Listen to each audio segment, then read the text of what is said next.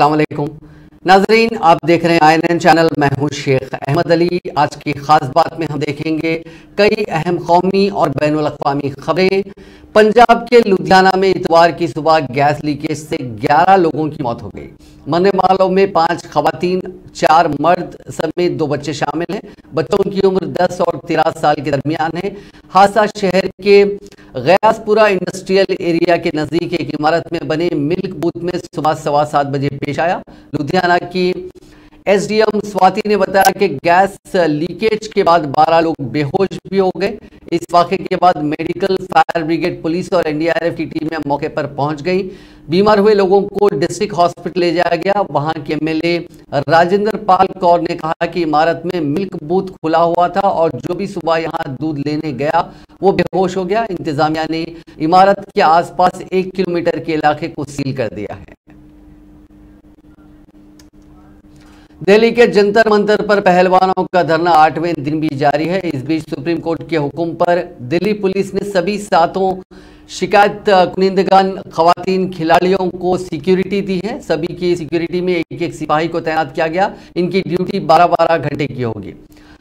इस रिव्यू के बाद सिक्योरिटी यूनिट के मुलाजिमीन की तैनाती की जाएगी। वहीं रेसलिंग फेडरेशन ऑफ इंडिया के चेयरमैन ब्रिजभूषण ने कहा कि इल्जामात लगाने वाले सभी लड़कियां एक ही अखाड़े की हैं, जिसका नाम महादेव रेसलिंग एकेडमी है।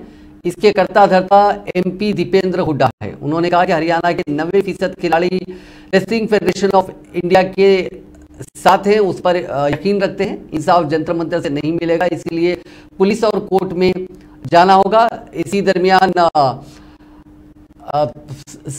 चंद्रशेखर आजाद ने भी आज रेसलर्स से मुलाकात की और उन्हें अपनी तायद का ऐलान किया। जैसे कि FIR दर्ज हो गया, जांच चल रही है, ऐसे में जंतर मंतर पे प्रियंका गांधी का पहुंच जाना, पहलवानों के साथ बैठना, ये कितना उचित है, कितना लाजमी है? पूरा बता दो ना। प्रियंका गांधी को तक पता नहीं थे।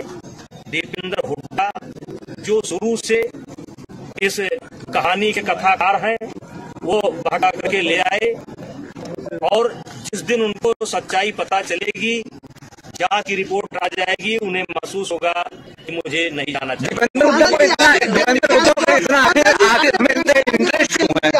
किसी भी सीट पर जाओगे, जिस सीट पर लड़ना चाहे, हमारे गुंडा से लड़ जाए, हमारे किसान से लड़ जाए। पूरा तो ही है ना। पहले ये आरोप कमेटी खिलाड़ियों ने लगाया कि उनका एक फिजियो का शोषण हुआ। फिर ये आरोप लगाया गया कि टर्की में साक्षी मलिक और विनेश फोगाट ने कहा उनका यौन शोषण हुआ। फिर जब बात आई कि आप टर्की में नहीं थे, फिर उन्होंने कहा उन्हें समय और स्थान बताते, फिर उन्होंने दोबारा मंगोलिया में उनका 2016 में जो है यौन शोषण हुआ। फिर बात आई कि वहाँ भी शायद आपकी मौजूदगी नहीं थी। फिर उन्होंने कहा कि हजारों खिलाड़ियों का यौन शोषण हुआ है, जिस पर कमेटी ने सवाल खड़ा किया कि आप कुछ खिलाड़ियों का नाम लीजिए। उन्होंने खिलाड़ियों का नाम नहीं लिया। क्या देख रहे हैं इसमें आप? देखिए, अच्छा होता, देखिए जब कोई FIR लिखाने जाता है तो अगर 2-4 घंटे FIR लेट हो जाए तो भी जो है अभियुक्त को फायदा मिलता है कि 4 घंटे सोच समझ करके FIR लिखाई गई है। यहाँ तो 4 महीने से लगातार सोचा जा रहा है कौन सा आरोप लगाया जाए, कहाँ लगाया जाए, कब लगाया जाए। हमारे केस में तो 4 महीना तैयारी की गई है। जो नहीं चाहते कि बेटियां देश पे गौरव करें। देखो यहाँ हरियाणा के ज्यादा लोग मुझे दिख रहे हैं, आपके सम्मानित लोग भी हैं, हमारे नेतागण भी हैं।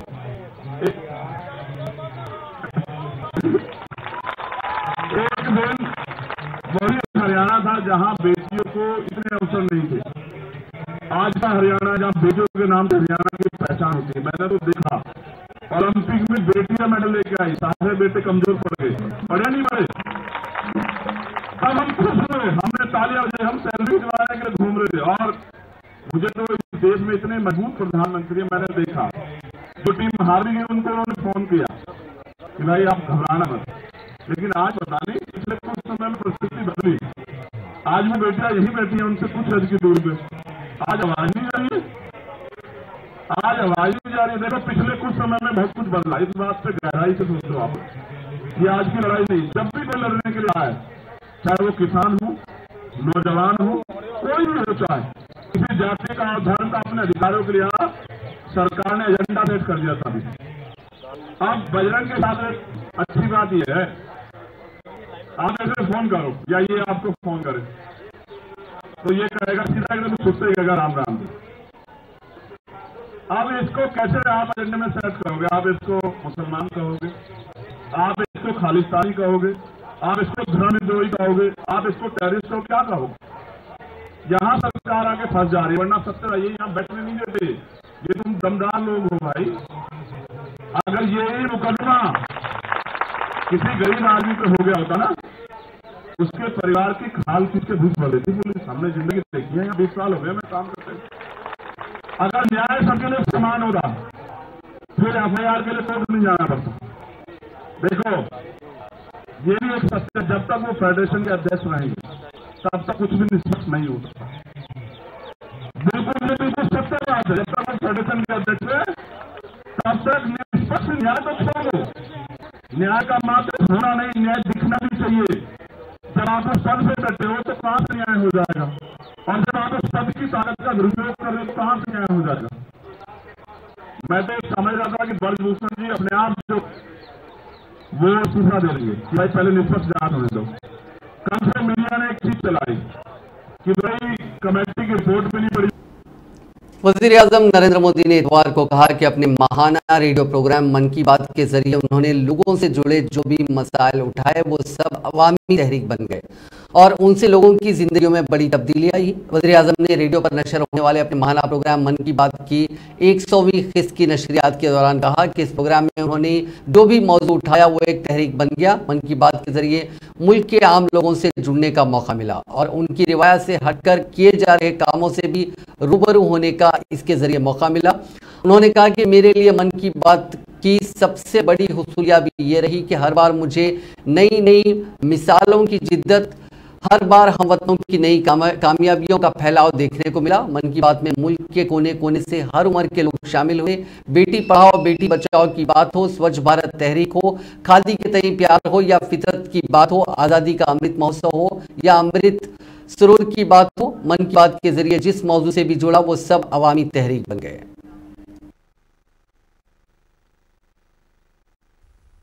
मेरे लिए मन की बात ये एक कार्यक्रम नहीं है, मेरे लिए एक आस्था, पूजा, व्रत है। जैसे लोग ईश्वर की पूजा करने जाते हैं तो प्रसाद की थाल लाते हैं, मेरे लिए मन की बात ईश्वर रूपी जनता जनार्दन के चरणों में प्रसाद की थाल की तरह है। मन की बात मेरे मन की आध्यात्मिक यात्रा बन गया है। मन की बात स्व से समष्टि की यात्रा है। मन की बात अहम से वयम की यात्रा है।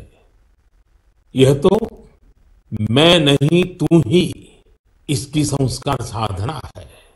अब कल्पना करिए, मेरा कोई देशवासी 40-40 साल से निर्जन पहाड़ी और बंजर जमीन पर पेड़ लगा रहा है। कितने ही लोग 30-30 साल से जल संरक्षण के लिए बावड़ियां और तालाब बना रहे हैं, उसकी साफ सफाई कर रहे हैं। कोई 25-30 साल से निर्धन बच्चों को पढ़ा रहा है, कोई गरीबों की इलाज में मदद कर रहा है। कितनी ही बार मन की बात में इनका जिक्र करते हुए मैं भावुक हो गया हूं। आकाशवाणी के साथियों को कितनी बार इसे फिर से रिकॉर्ड करना पड़ा है। आज पिछला कितना ही कुछ आंखों के सामने आए जा रहा है। देशवासियों के इन प्रयासों ने मुझे वज़ीर-ए-आज़म नरेंद्र मोदी कर्नाटका में पार्टी उम्मीदवारों के लिए लगातार 2 दिन से कैंपेन कर रहे हैं। पहले दिन यानी हफ्ते के रोज उन्होंने बीदर, विजयपुरा और बेलगावी में मीटिंग्स की। इसके अलावा बेंगलुरु में रोड शो किया। इतवार के रोज उन्होंने कोलार से कैंपेन की शुरुआत की। इसके बाद उन्होंने रामनगर जिले के चन्नापटना में रैली की। वज़ीर-ए-आज़म ने कोलार की मीटिंग में कांग्रेस और जेडीएस के कायदीन को सख्त तनकीद का निशाना बनाया। मोदी ने कहा कि अब यानी कांग्रेस उनका तकाबुल सांप से कर रही है। उन्हें पता होना चाहिए कि भगवान शिव के गले की शोभा यही सांप है और मेरे लिए कर्नाटक और मुल्क की जनता भगवान शिव के बराबर है। आज जब मैं करप्शन के खिलाफ लड़ाई लड़ रहा हूं तो सबसे ज्यादा तकलीफ कांग्रेस को हो रही है और इसलिए कांग्रेस की दिनों दिन मुझसे नफरत भी और बढ़ गई है। उन्होंने मुझ पर हमला और बढ़ा दिया है। ये लोग आजकल धमकी दे रहे हैं, कांग्रेस के लोग धमकी दे रहे हैं। वो कह रहे हैं मोदी तेरी कब्र खुदेगी।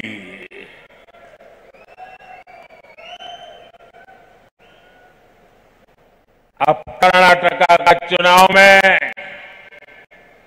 इनका सबसे बड़ा मुद्दा क्या है? चुनाव में कांग्रेस का सबसे बड़ा मुद्दा सांप है। सांप के जहर का है। मेरी तुलना ये लोग सांप से कर रहे हैं और जनता से वोट मांग रहे हैं। लेकिन भाइयों बहनों, सांप तो भगवान शंकर के गले की शोभा है और मेरे लिए देश की जनता ईश्वर का रूप है, शिव का ही स्वरूप है। इसलिए ईश्वर रूपी जनता के गले का सांप होना भी मुझे स्वीकार है। लेकिन मैं जानता हूं संतों और संस्कारों की धरती कर्नाटका के लोग कांग्रेस के गाली गलौज का चोट भरा जवाब वोट के माध्यम से दे करके उनके इन सारे मंसूबों को चूर चूर कर देंगे। ये नाराजगी, ये जनता जनार्दन का गुस्सा कांग्रेस के खिलाफ 10 मई को पोलिंग बूथ पर बढ़ चढ़ करके निकलने वाला है। आज जब मैं करप्शन के खिलाफ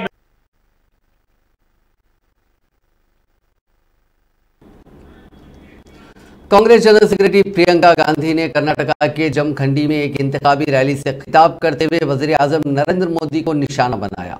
उन्होंने कहा कि मैंने पहले ऐसा पीएम देखा है जो जनता के सामने कहता है कि मुझे गाली दी जा रही है। पीएम के पास जनता के मसाइल की लिस्ट नहीं है बल्कि गालियों की लिस्ट है।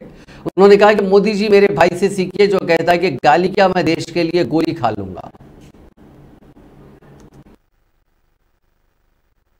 मैंने पहला ऐसा प्रधानमंत्री देखा है बहनों और भाइयों, पहला देखा है ना, जो आपके सामने आकर रोता है कि मुझे गाली लग रही है, मुझे गाली दे रहे हैं। आपके दुख सुनने के बजाय अपना दुखड़ा आपको सुनाते हैं। ನಾನು ಮೊದಲೇ ಪ್ರಧಾನಮಂತ್ರಿಯನ್ನು ನೋಡ್ತಾ ಇದ್ದೀನಿ, ಜನರ ಕಷ್ಟಗಳನ್ನ ಕೇಳೋದು ಬಿಟ್ಟು ತನ್ನ ಕಷ್ಟಗಳನ್ನ ಜನರ ಮುಂದೆ ಹೇಳುವಂತ ಮೊದಲೇ ಪ್ರಧಾನಮಂತ್ರಿ ಇವತ್ತು ಭಾರತ ದೇಶದಲ್ಲಿ ನಾವು ಕಾಣ್ತಾ ಇದ್ದೀವಿ। और किसी ने उनके ऑफिस में बैठकर एक लिस्ट बनाई है। अरे आपके दुखों की लिस्ट नहीं है, वो आपकी समस्याओं की लिस्ट नहीं है। वो ये लिस्ट नहीं है कि किसानों की क्या समस्या है, हमें क्या करना है। तो ये लिस्ट है कि मोदी जी को कितनी बार किसने गाली दी है।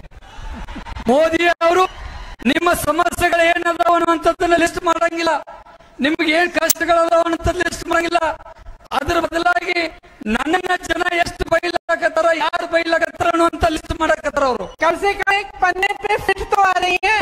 अगर मेरे परिवार को जो गालियां दी हैं इन लोगों ने, हम लिस्ट बनाना शुरू करें तो हम किताब पे किताब छपवा लेंगे ಇವರಿಗೆ ಬೈದಿದ್ದ ನೋಡಿದ ಲಿಸ್ಟ್ ಮಾಡುವುದಾದ ಒಂದು ಪೇಜ್ ಕೂಡ ಫುಲ್ ಆಗುವುದಿಲ್ಲ.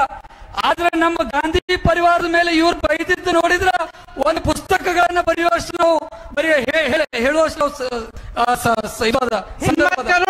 हिम्मत करो मोदी जी, मेरे भाई से सीखो. ಧೈರ್ಯ ಮಾಡಿ ಮೋದಿ ಜಿ ಅವರೇ, ನನ್ನ ರಾಹುಲ್ ಗಾಂಧಿ ಅವರಿಂದ ತಿಳ್ಕೊಂಡು ನೀವು. मेरा भाई कहता है गाली क्या, मैं गोली खाऊंगा इस देश के लिए. ನನ್ನ ತಮ್ಮ ಅಣ್ಣ ಹೇಳ್ತಾನೆ ಈ ದೇಶದ ಸಲುವಾಗಿ ಗಾಲಿ ಅಷ್ಟೇ ಅಲ್ಲ ಗೋಲಿ ಸುಲಿಗೆ ತಗೊಳ್ಳಕ್ಕೆ ನಾನು ಸಿದ್ಧನಿದ್ದೀನಿ ಅಂತ ಹೇಳಿ. मेरा भाई कहता है सच्चाई के लिए मैं खड़ा रहूंगा, तुम गाली दो, गोली दो, छुरा मारो, कुछ भी कर लो. ರಾಹುಲ್ ಗಾಂಧಿ ಅವರು ಹೇಳ್ತಾರೆ ಈ ದೇಶದ ಜನರಿಗೋಸ್ಕರ ಎಷ್ಟು ಬೇಕಾದಷ್ಟು ನೀವು ಬೈದಾಡ್ಕೊಡಿ, ಎಷ್ಟು ಬೇಕಾದಷ್ಟು ನನ್ನ ಅಪಮಾನ ಮಾಡ್ರಿ, ನನ್ನನ್ನು ಬೇಕಾದ್ರೆ ಗೋಲಿ ಹಾಕ್ರಿ, ಆದ್ರೆ ನಾನು ಮಾತ್ರ ರಾಜ್ಯದ ಜನರಿಗೆ ಸತ್ಯದ ಪರವಾಗಿ ನಾನು ನಡ್ಕೋದೆಂದೂ ಬಿಡೋದಿಲ್ಲ ಅಂತಕ್ಕಂಥ ಮಾತನ್ನು ಹೇಳ್ಬೇಕಾಗ್ತದೆ. घबराओ मत मोदी जी, घबराओ मत. मोदी सार्वजनिक जीवन है, मोदी ये सब सहना पड़ता है, हिम्मत रखनी पड़ती है, आगे बढ़ना पड़ता है. ಮೋದಿ ಅವರೇ ಅನ್ಸ್ಬೇಡಿ, ಇದು ಸಾರ್ವಜನಿಕ ಜೀವನ, ಇವೆಲ್ಲ ನಡೆಯುವ ಸಹಜ. ಇದನ್ನು ನೀವು ಎದುರಿಸಬೇಕಾಗ್ತದ, ಧೈರ್ಯವನ್ನು ಇಟ್ಕೋಬೇಕಾಗ್ತದ. ನೀವೇ ಅನ್ಸ್ತೀರಿ. और क्योंकि आज मैं आपसे बात, मैंने पहला ऐसा प्रधान कांग्रेस सर मल्लिकार्जुन खड़गे भी कर्नाटका में अपनी पार्टी के उम्मीदवारों के लिए इंतखाबी मुहिम चला रहे हैं। आज कर्नाटका के शिमोगा में उन्होंने मीडिया से बात की और कहा कि वज़ीर-ए-आज़म नरेंद्र मोदी की ज़बान के बारे में पूरा मुल्क जानता है कि वो अपनी तकारीर में किस ज़बान का इस्तेमाल करते हैं। ನನಗಂತೂ 91 ಸಲ ಬೈದಿದ್ದಾರೆ, ಆದ್ರೆ ಅಂಬೇಡ್ಕರ್ಗೂ ಬೈದಿದ್ದಾರೆ, ಇವ್ರು ಬಿಟ್ಟಿಲ್ಲ. ಇವರು ಅಂಬೇಡ್ಕರ್ ಅವರಿಗೆ ನಿಂದನೆ ಮಾಡ್ತಾರೆ ಅಂಥೇಳಿ ಎಲ್ಲಿ ಶೆಡ್ಯೂಲ್ ಕಾಸ್ಟ್ ವೋಟ್ ಬೇಕೋ ಅಲ್ಲಿ ಇಂಥದನ್ನ ಹೇಳ್ತಕ್ಕಂಥದ್ದು. ಮತ್ತು ಅವ್ರ 91 ಬೈಗಳು ಹೇಗೆ ನೆನಪಿಟ್ಟು ಹೇಳ್ಕೊಂಡಾರೋ ಗೊತ್ತಿಲ್ಲ. ಎಲ್ಲ ಯಾರ ಬಹುಶಃ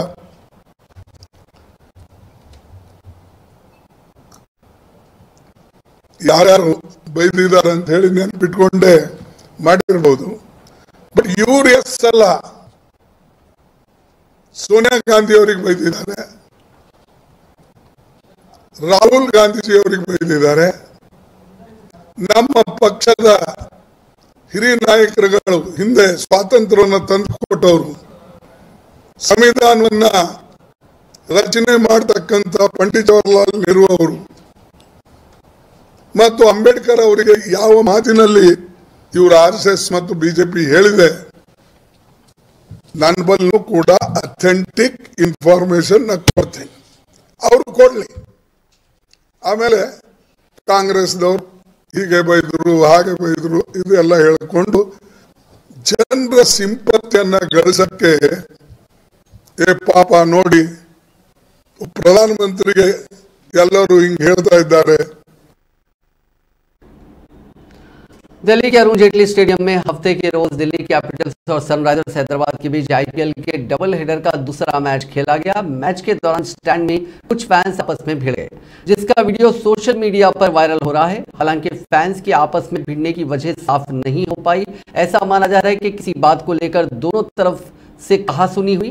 देखते ही देखते मारपीट तक मामला पहुंच गया। इस दौरान दो लोग कुर्सी पर भी गिर पड़े। स्टैंड में आपस में कुछ लोगों को लड़ते देखा गया। दीगर लोगों ने उन्हें खामोश कराने की कोशिश की, लेकिन दोनों साइड ने किसी की बात नहीं सुनी। हालांकि बाद में सिक्योरिटी गार्ड्स ने आकर मामले को शांत किया।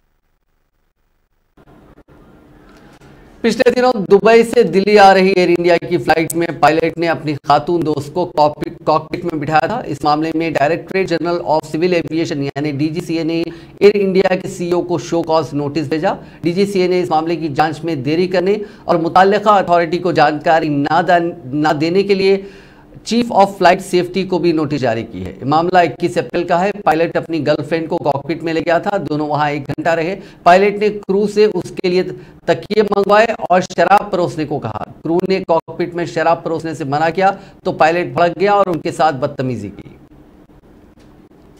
पूर्वांचल एक्सप्रेस वे पर आजमगढ़ में हफ्ते की देर रात एक सड़क हादसा पेश आया। बांस से लदी ट्रैक्टर ट्रॉली में पीछे से बोलेरो घुस गई। हादसे में मियां बीवी समेत खानदान के 5 लोगों की मौत हो गई। 200 मीटर की दूरी पर सभी लाशें एक्सप्रेस वे पर बिखरी पड़ी थी। एक जख्मी खातून को डिस्ट्रिक्ट हॉस्पिटल ले जाया गया।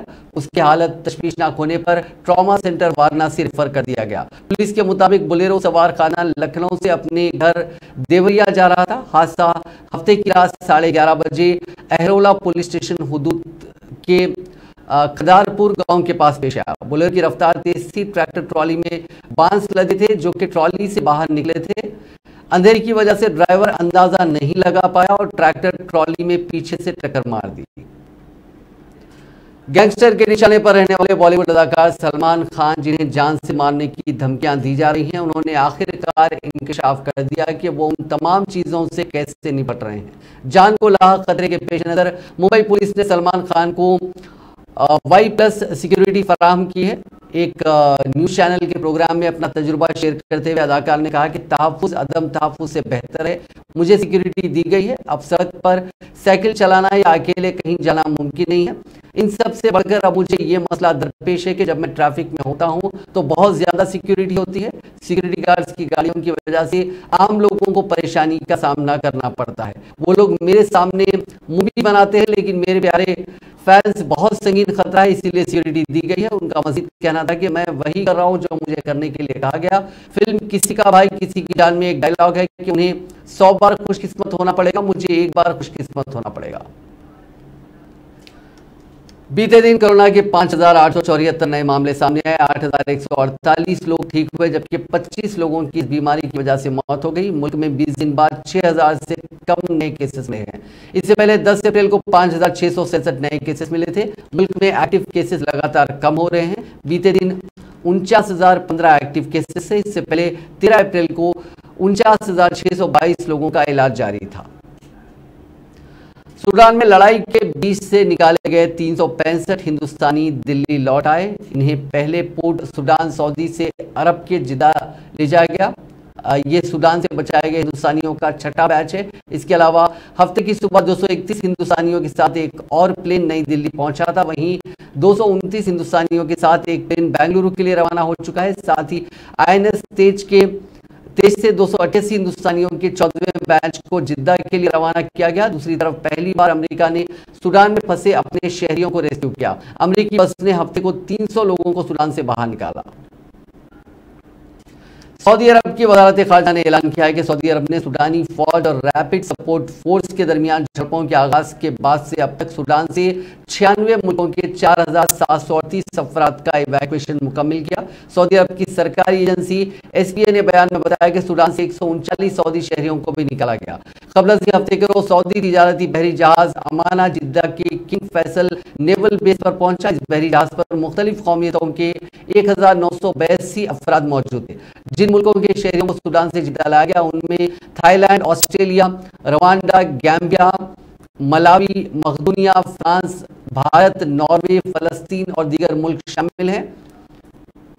अक़वाम मुत्तहिदा के अमरीकी के मुतअद्दिद अरकान भी जहाज पर सूडान से लाए गए। सूडान से जिद्दा तक सऊदी खला के आगाज के बाद से ये सबसे बड़ा सफर रहा। खाना जंगी से 2-4 सूडान से गैर मुल्कियों की निकाह का अमल जारी है और गैर मुल्कियों को वहां से निकालने में सऊदी अरब ने एक्टिव रोल निभाया है। सूडान से आने वाले शहरियों का सऊदी अरब में इस्तकबाल किया जा रहा है और उन्हें उनके मुल्कों को रवाना करने के लिए हर मुमकिन सहूलत फराहम की जा रही है।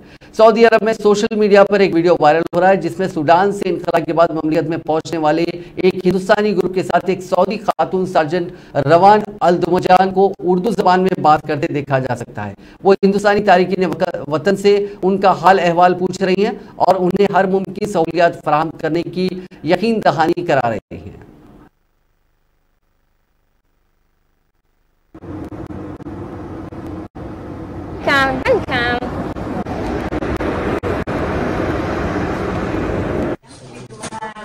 मैं आप लोगों की छोटी बहन सर्जेंट रवान फ्रॉम एयर फोर्स, हम लोग यहाँ पर आपके खिदमत में हैं। आप लोगों को कुछ भी होना तो मेरे से बोलो और हम लोगों को पता है कि आप लोगों की खिदमत करने थी और आपके दूसरे मुल्क में खुशामदीद। और आप लोगों का सफर कैसा रहा? अच्छा है। और आप लोगों को कुछ भी होना या आप लोगों को कुछ भी प्रॉब्लम है या सब कुछ अच्छा है?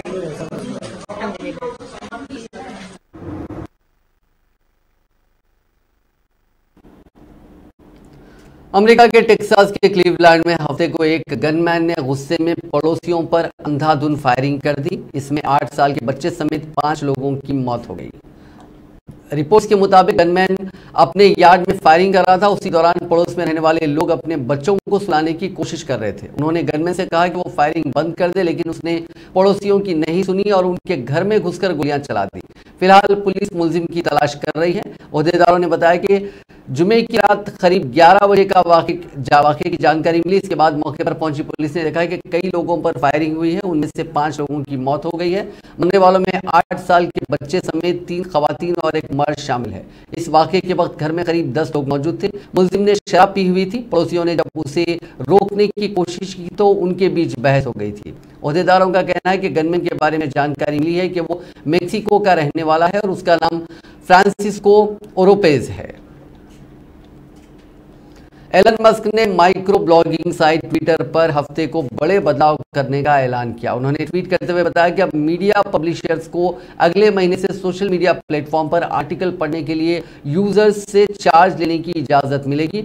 इस फीचर के रोल आउट होने के बाद वो यूजर्स भी आर्टिकल पढ़ सकेंगे जिनके पास मंथली सब्सक्रिप्शन नहीं है और कभी कभार आर्टिकल पढ़ना चाहते हैं। ऐसे यूजर्स को पर आर्टिकल के हिसाब से चार्ज देना पड़ेगा। एलन मस्क ने कहा कि ये मीडिया ऑर्गेनाइजेशन और पब्लिक दोनों के लिए एक बड़ी जीत होनी चाहिए। ट्विटर ने ऑफिशियल अकाउंट से ट्वीट करते हुए बताया कि दुनिया भर के क्रिएटर्स अब साइन अप कर सकते हैं और ट्विटर पर कमाई कर सकते हैं। आज ही अप्लाई करने के लिए सेटिंग में मोनेटाइजेशन पर टैप करें। हालांकि इसके जरिए वही क्रिएटर्स पैसा कमा पाएंगे जिनके अकाउंट में कम से कम 500 फॉलोअर्स हो, वही अकाउंट वेरीफाइड होने के साथ ही पिछले 30 दिन से एक्टिव हो। ट्विटर के ट्वीट पर कमेंट करते हुए एलन मस्क ने कहा कि दुनिया भर में कंटेंट क्रिएटर्स को सपोर्ट करें। कई लोगों की इनकम का ये एक अहम सोर्स है। इससे वो आपके लिए ज्यादा वक्त देकर बढ़िया कंटेंट बना सकेंगे। ईरान के सुप्रीम लीडर आयतुल्लाह अली खामनाई ने कहा कि अमेरिका एक भरोसेमंद दोस्त नहीं है। इराक को अपने इलाके में अमेरिकी फौज को इजाजत नहीं देनी चाहिए। इराक में एक भी अमेरिकी शहरी की मौजूदगी उनके लिए ज्यादा है। दरअसल हफ्ते को ईरानी लीडर ने तेहरान में इराक के सदर अब्दुल लतीफ राशिद से मुलाकात की। पिछले साल अक्टूबर में प्रेसिडेंट बनने के बाद राशिद पहली बार ईरान पहुंचे। खामनाई ने कहा कि अमेरिकी लोग इराक के दोस्त नहीं हैं, वो किसी के दोस्त नहीं हो सकते। अमेरिका अपने यूरोपीय साथियों के लिए भी वफादार नहीं है, वो ईरान इराक की दोस्ती का सबसे बड़ा दुश्मन है। इस पर इराकी लीडर राशिद ने कहा कि हमारा फोकस ईरान के साथ रिश्तों को और गहरा करना और दोनों मुल्कों के बीच हर तनाज़े को हल करना है।